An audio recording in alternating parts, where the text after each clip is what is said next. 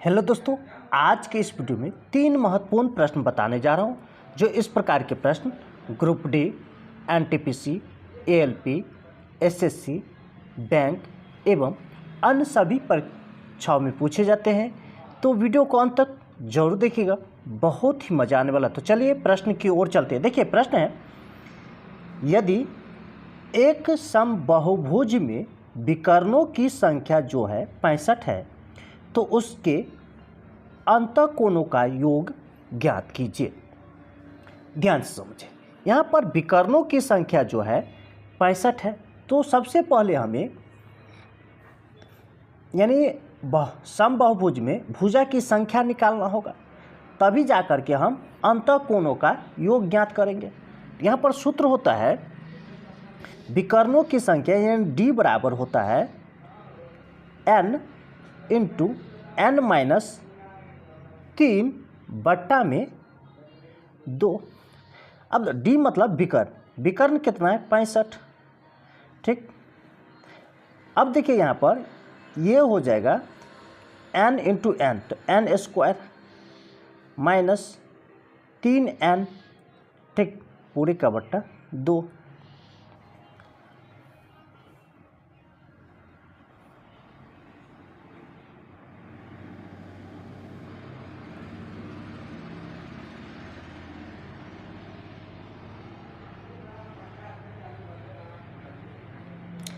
अब यहाँ से देखिए तिरछा, ये ऐसे तिरछा गुना करेंगे ऐसे, तो ये हो जाएगा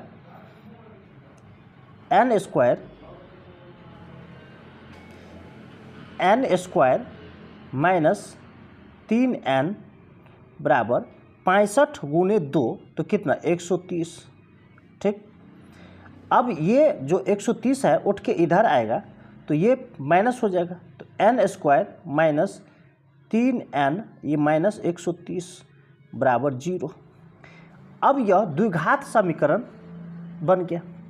तो यहाँ पर देखिए 130 को इस ढंग से तोड़िए कि -3 आ जाए, तो 13 गुने 10 कर लेते हैं।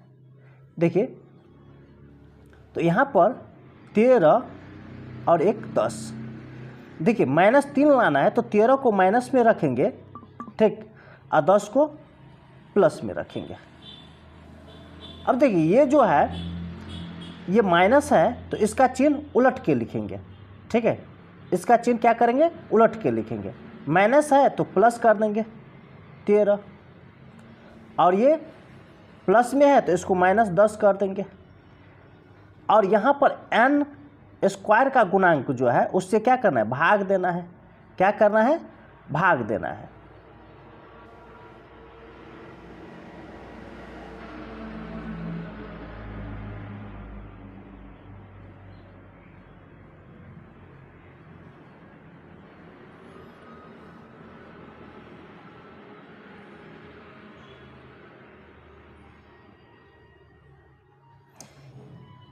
तो देखिए n स्क्वायर का गुणांक 1 है तो दोनों में 1 से भाग दीजिए, तो 1 हो जाएगा 13 प्लस में 1 हो जाएगा माइनस। तो माइनस वाला जो मान है वह अमान हो जाएगा, भुजा की संख्या माइनस में होगा नहीं, तो इसलिए ये इसको छोड़ दीजिए। तो यहाँ पर n बराबर कितना 13। अब हमें निकालना क्या है, यहाँ पर देखिए हमें निकालना है अंतःकोणों का योग। तो अंतःकोणों का योग जो होता है वह सूत्र होता है n माइनस 2 इंटू 180 डिग्री। ठीक, अब n के जगह पर 13 रखिए, तो 13 माइनस 2 गुने 180 डिग्री, तो 11 गुने 180 हो जाएगा। अब इस दोनों को गुना कर लीजिए, तो देखिए 8 9 1 0 यानी 1980 आपका आंसर होगा। यानी ऐसे गुना कर लीजिए, 180 है 11 से गुना कर दीजिए। देखिए 180 देखिए 1 से 0 0, 1 से 8 8, 1 से 1 यानी 0 0 8 1 0 891 1980 आपका आंसर होगा।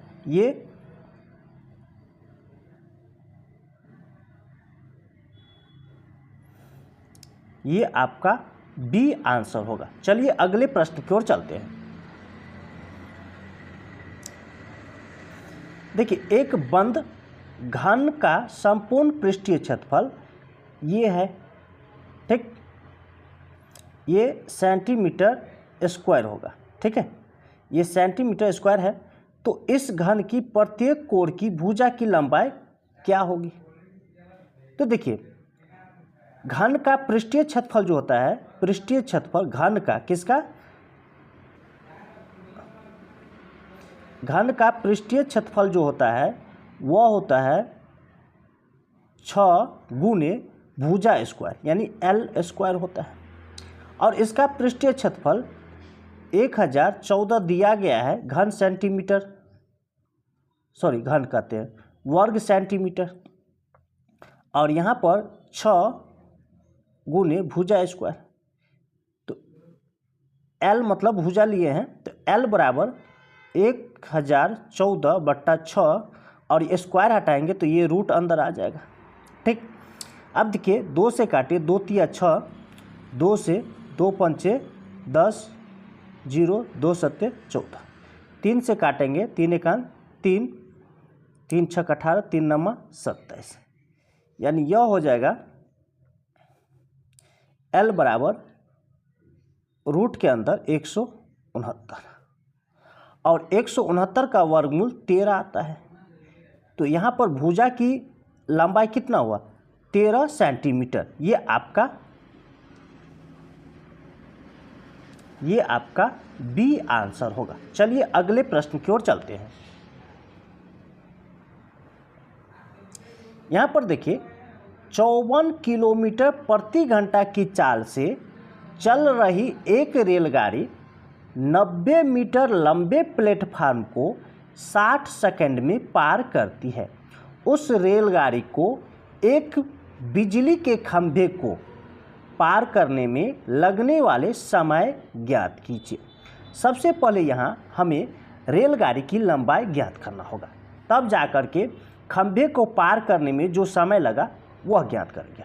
तो हम यहाँ पर मान लेते हैं रेलगाड़ी की लंबाई आर है। क्या है? आर है। तो अब देखिए, डिस्टेंस बराबर होता है स्पीड इनटू टाइम होता है।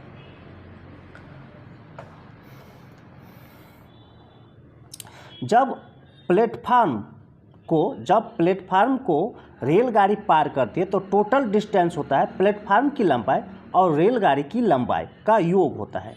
तो यहाँ पर देखिए,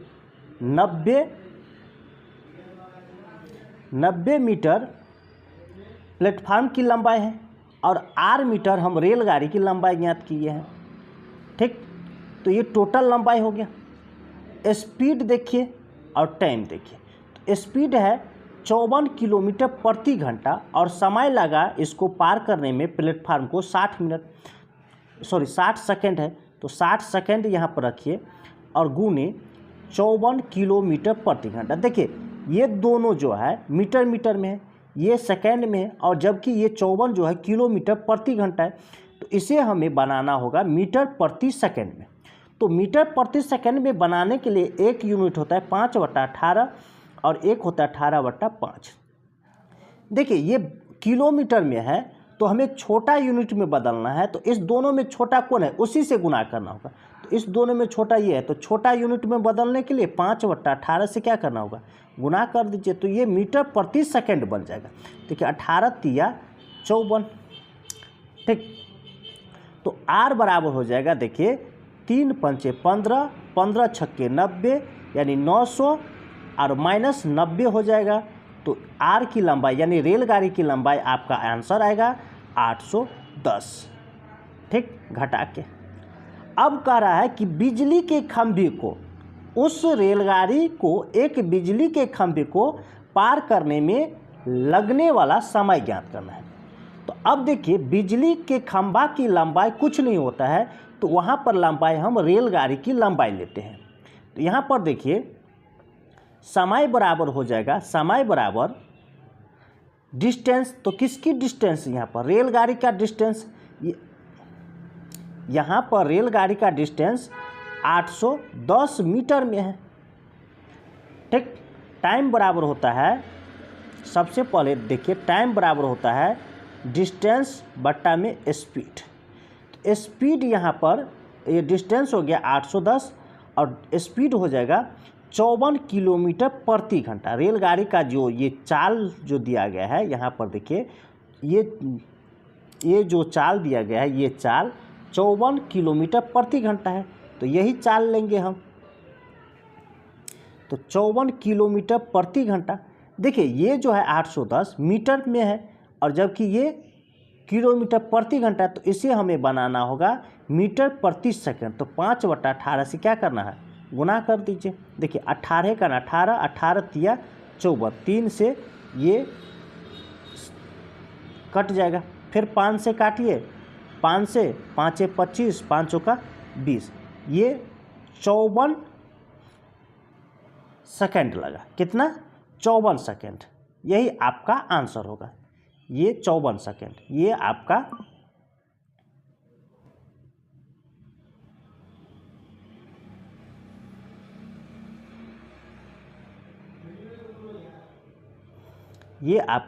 डी आंसर होगा।